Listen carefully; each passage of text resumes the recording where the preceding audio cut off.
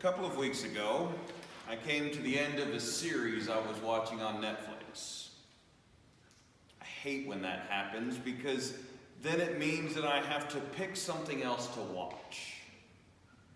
So I watched a movie or two trying to figure out if this would scratch the itch, but it didn't. I spent the next couple of days searching for another series to watch in my downtime. I hate this part the most because I never really know what I'm into and in the mood for. It is unrelaxing to me to spend brain power searching for enjoyment.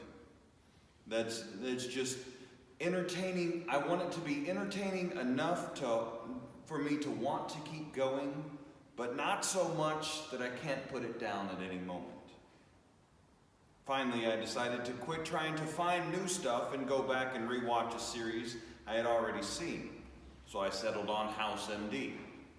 And if you have never seen House, he is obsessed with puzzles, ruling out what is not in order to find out what is killing his patient.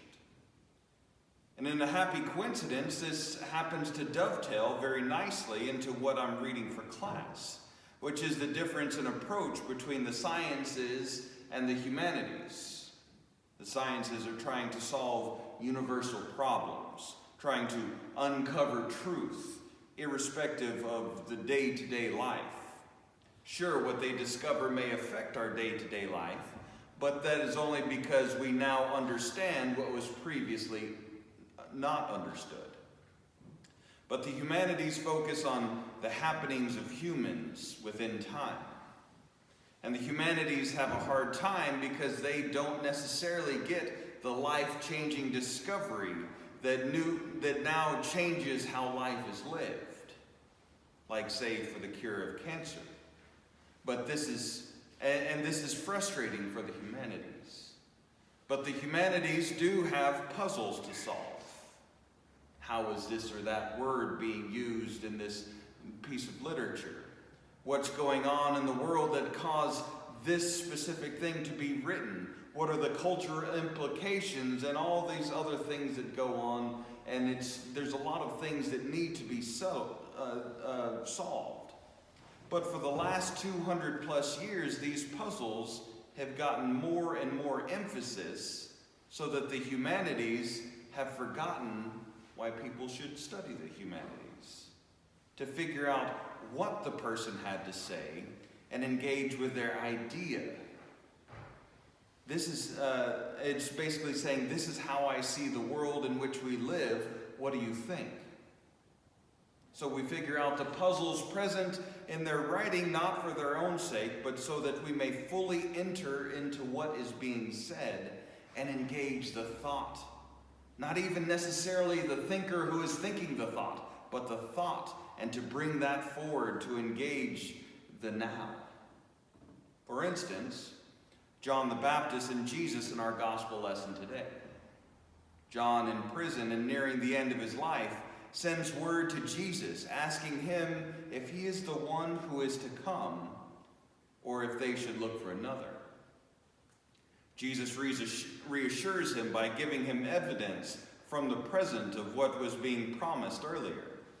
When the promised one comes, he will do these things. He will give sight to the blind.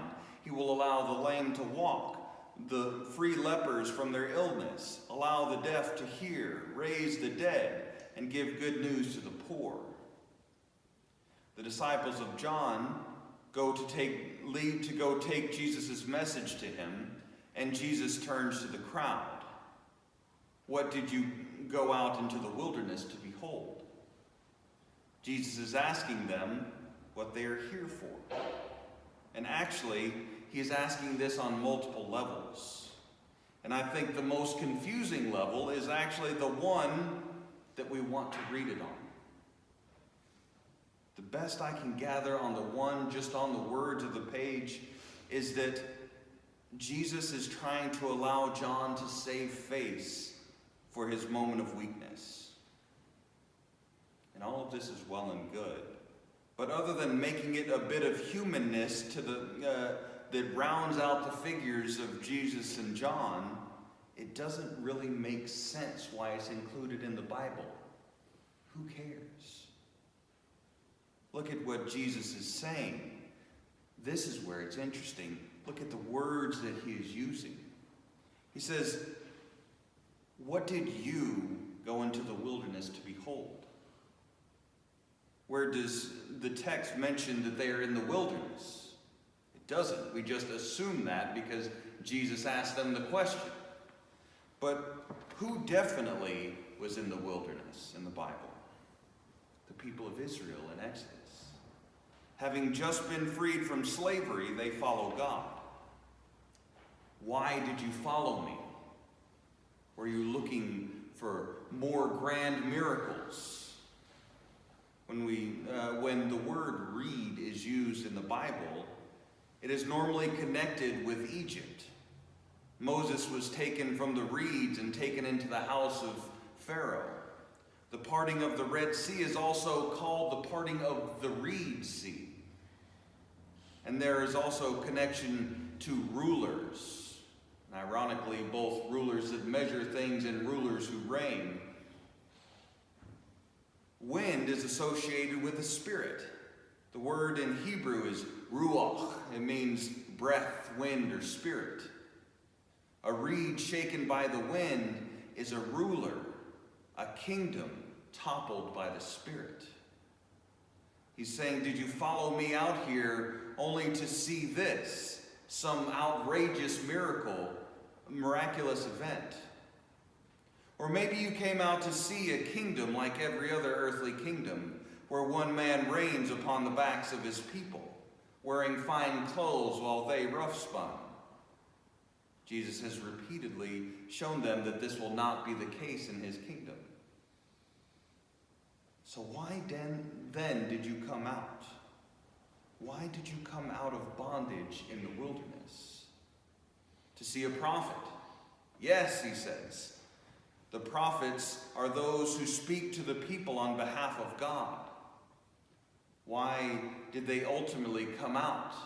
He says. Well, to hear God. But Jesus focuses them not only on what they hear, but what they see as well.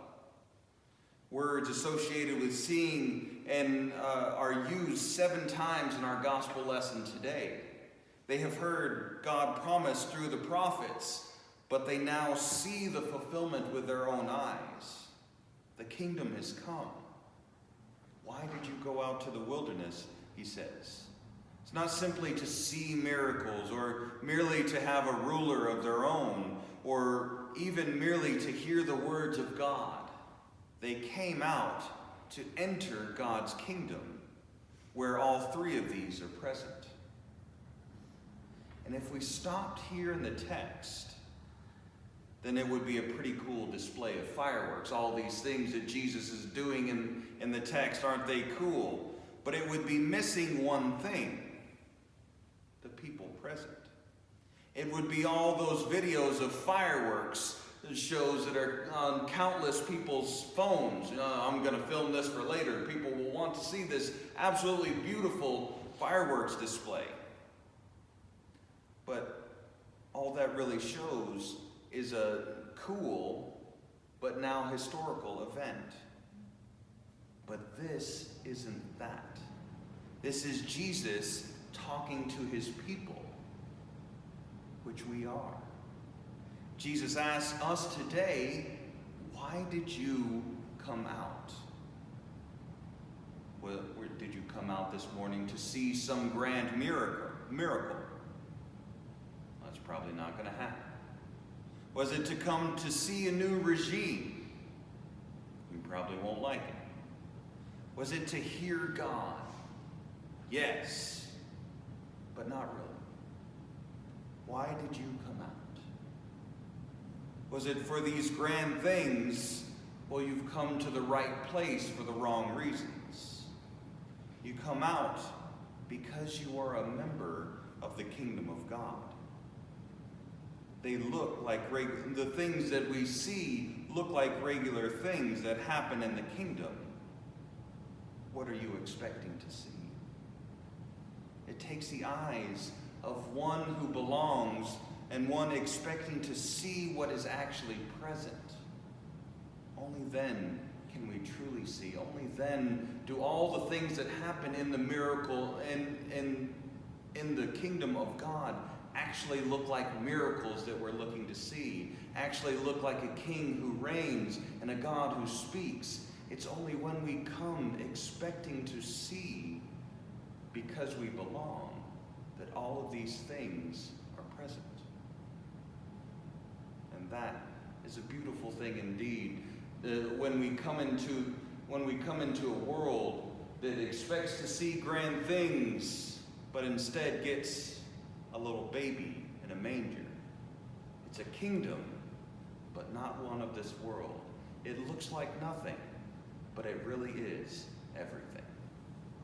In the name of the Father, and the Son, and the Holy